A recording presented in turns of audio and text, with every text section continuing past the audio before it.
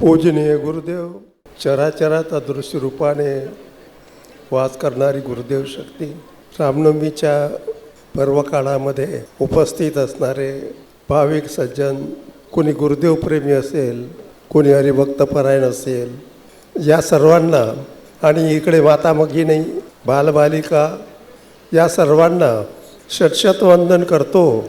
आपल्या पुढे सर्वांनी आपापले विचार या रामनवमीच्या महत्त्व आणि सर्वांनी झालेले आहे, श्रवण झालेले आहेत. आता वेळही बराच झालेला. या सर्व विचाराचा एक भाग लक्षात घेतला. खांदी बार पोटी भूक, काय खेळायचे सुख. तत्त्वज्ञान सांगण्यासाठी सर्वतोपरी सर्वांच्या प्रसन्नतेचा एक क्षण असतो. आणि आताचा क्षण असा आहे, प्रत्येकाच्या ठिकाणी कोणाला क्षुधा आहे, कोणाला तृषा आहे, तहान आहे, भूक आहे. हा सर्वत्र विचार केला तर मला असं वाटते की या सर्वाच्या क्षुधा तृषाचा समन्वय तो एक आत्माच आहे आणि तो निरंतर आहे. आणि निरंतर कसा आहे, जेथे सर्वांच्या विचाराचा स्वतंत्रपणा जो असेल, शिव आहे. म्हणून शिवापृती भवानी, आपण अखंडित हृदय भोवनी, निरंतर सहजासनी, जैसे तैसे आहात. माझ्या मनाची करावी तृप्ती, तुमची पासून सर्वांची उत्पत्ती. ऐसे असता ध्यान तुमचे चित्ती, कोणाचे ते सांगा. यावरी संतोषीला कर्पूर गौर, मने बरवा पुचिला विचार. तेच स्वरूप सुख निर्धार, सांगतो तुझसी आहे. सागर तीरावर शिव शक्तीला सांगायला लागले, जिथे आयुष्याचं तसं व्यवहारात समाधान जरी नसलं तरी श्रद्धेच्या पोटी समाधान असतो. तिथे असं म्हटलेलं आहे की जिथे अखंडित हृदय भुवनी निरंतर सहजासनी जैसे तैशात. माझ्या मनाची करावी तृप्ती, तुमचे पासून सर्वांची उत्पत्ती. ऐसे असता ध्यान तुमचे चित्ती, कोणाची ते सांगा. शिवजीने पार्वती देवीला सांगितलं, नरदेही सुगम उपाय, अजपी धरी सोय. नर तोची नारायण होय, उलटोनी पाहता. नर तोची नारायण, ज्या हृदय सोमस्मरण. निश्चित चुके जन्म मरण, अखंडित आहे समाधी. समाधी समथावस्था, जीवात्म परमात्मने. संयोग योग इत्युक्तम, जीवात्म परमात्मने. जिथे सर्व विश्वाच्या कल्याणाशी पात्र असलेले शिव आणि शक्ती, यामध्ये ग्रामगीतेमध्ये सुद्धा वंदनीय राष्ट्रसंत तुकडोजी महाराजांनी पहिल्या अध्यायात देवदर्शन इथे सांगितलेलं आहे. जिथे असं म्हटलेलं आहे, सर्व जगाच्या कल्याणाचा एक अधिष्ठान आहे, ज्या परंपरेनं आलेलं आहे. ते म्हणजे आदिनाथ गुरु सकळ सिद्धाचा मच्छिंद्रतयाचा मुख्य शिष्य. मच्छिंद्राने बोध गोरक्षाशी केला, गोरक्ष ओळाला गहनी प्रती. गहनी प्रसादे निवृत्ती दातार, ज्ञानदेव सार जोजुबिला. जिथे ज्ञानेश्वर महाराजाला निवृत्तीनाथाने सांगितलं आहे, गहनीनाथाने निवृत्तीनाथाला सांगितलेलं आहे. या नवनाथापासून तर शिवापर्यंत जे सांगितलेलं आहे, ज्या सांगण्याचा जो समन्वय आहे, तिथे आपल्या सर्व जीवित्वाचं कल्याण आणि परमार्थता, आपल्या जीवनाच्या तरणोपायाचे साधनं सांगितलेले आहे. आता आपण ते साधनं सांगण्यामध्ये बराचसा वेळ घेण्यापेक्षा, जिथे असं म्हटलेलं आहे, तुकोबाराय म्हणता रामकृष्ण गोविंद नारायण हरी.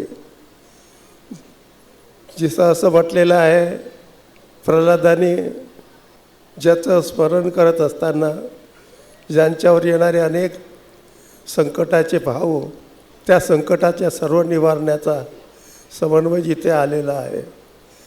तर या सर्वही जीवनामध्ये आपल्या जीवनाचं जिथे कल्याण असेल ते कल्याण जर आपण करून घ्यायचं असलं तर आपणची आपला पोटी आपणची दृश्य धावित उठी द्रष्टा दर्शन त्रिपोटी मांडे ते हे, ज्यामध्ये आपणच आपल्याला आपला विचार करायचा असेल तर त्या ठिकाणी आपल्याला आपल्या गुरुदेवांनी सांगितलेले विचार जे आहेत ते परमार्थता जीवित्वाच्या कल्याणासाठी आणलेलं आहे.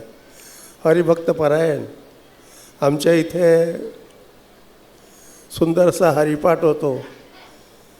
500 मुलं सदैव हरिपाठामध्ये सहकार्य भाव घेतात आणि त्याच्यामध्ये सुंदर हरिपाठ होतो. आमच्या इथे गुरुदेव सेवा मंडळाच्या दृष्टीने सामुदायिक ध्यान, सामुदायिक प्रार्थना हे सगळे जगत कल्याणाच्या दृष्टीने वरिष्ठांनी दिलेल्या आदेशाचं पालन करण्याचं कार्य आमच्या परिसरामध्ये होत राहतो. आमच्या परिसरामध्ये जो कोणी आलेला असेल त्याच्या अन्नदानाची व्यवस्था आमचे जगताप साहेब सदैव जागरूक आहेत, सतत कार्यरत आहेत आणि सेवेला वाहून गेलेले आहेत.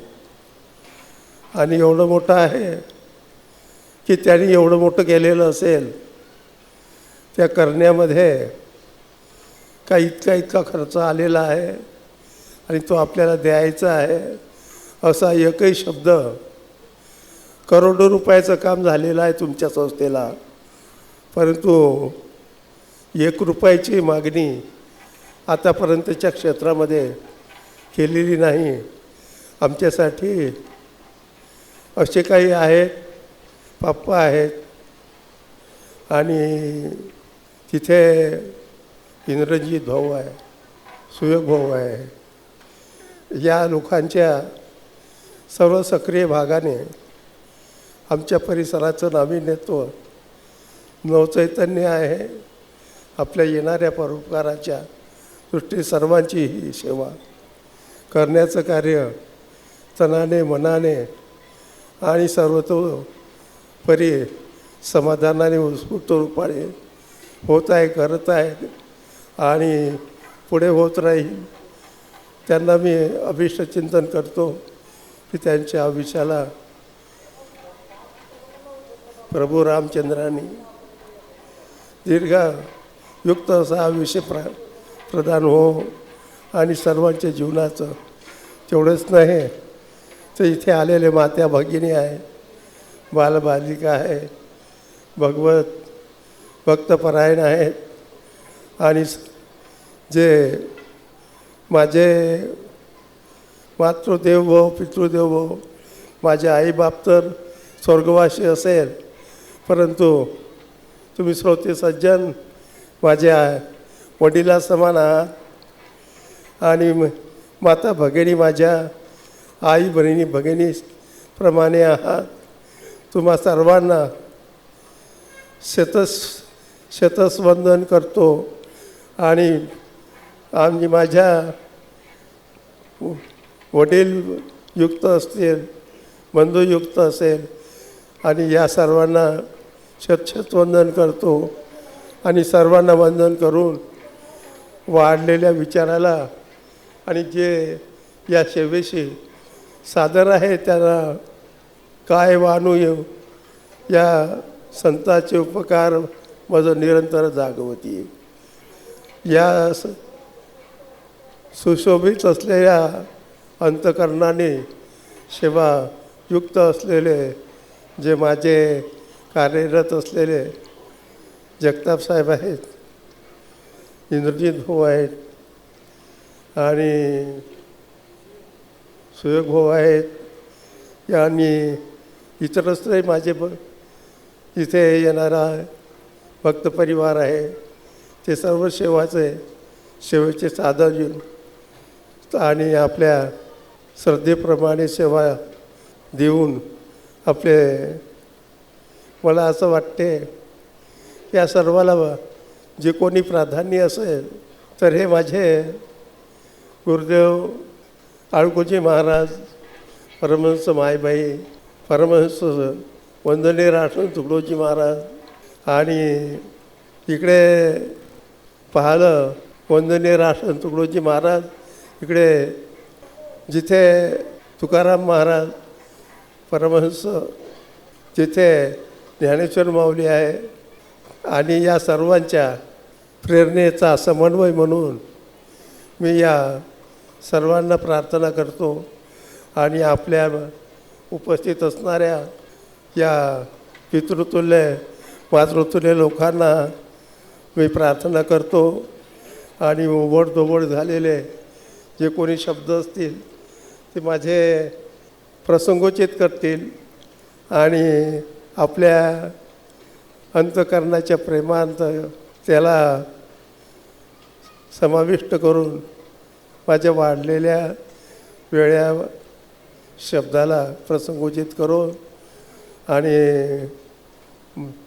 आपल्या श्रद्धेच्या ठिकाणी एकरूप होऊन माझ्या त्रुटी असलेल्या या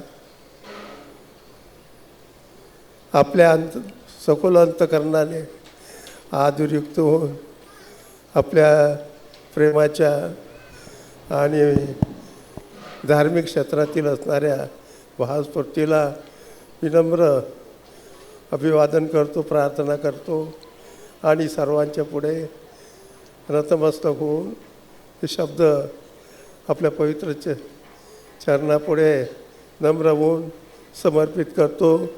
जय गुरुदेव, जय लहानूजी महाराज, जय सत्यदेव बाबा, जय वंदनीय राष्ट्र तुकडोजी महाराज. आणि जिथे परमहंस मायबाई आहे, जिथे आणि जिथे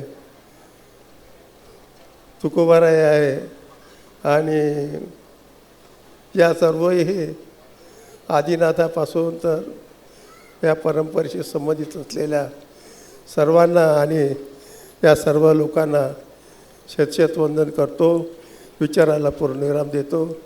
जय गुरुदेव, जय लहानूजी महाराज, जय सत्यदेव बाबा आणि जय श्रोते सज्जन आणि माता भगिनी सर्वांचं अभिष्ट चिंतन करतो, विचाराला पूर्णविराम देतो.